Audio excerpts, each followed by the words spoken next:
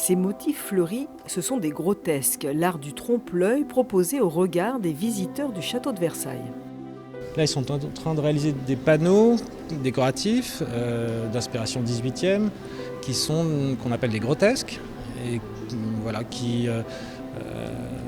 leur demandent d'avoir une forme de dextérité dans le maniement du pinceau, dans le geste.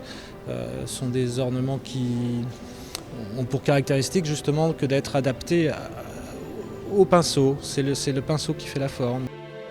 Des grotesques, du faux marbre. Ici, au château de Versailles, le trompe-l'œil a toute sa place, c'en est même presque l'essence des lieux.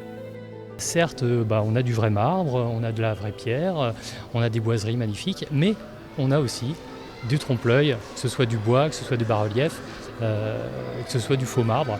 Il y a des trompe-l'œil qui sont uniquement décoratifs et d'autres qui poussent jusqu'à être vraiment illusionnistes. Dans toute la peinture classique, il y a une notion de trompe-l'œil qui existe.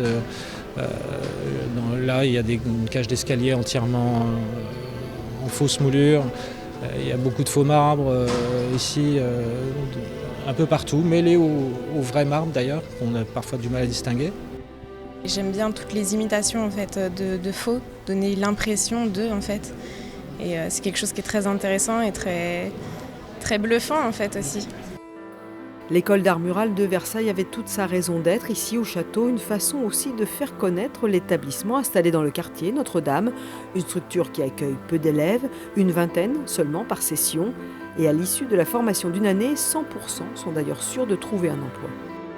C'est un art français tout d'abord et de quoi je pense que c'est renommé dans le monde, pour la raison qu'on est quand même à Versailles, pour essayer de pérenniser cette activité.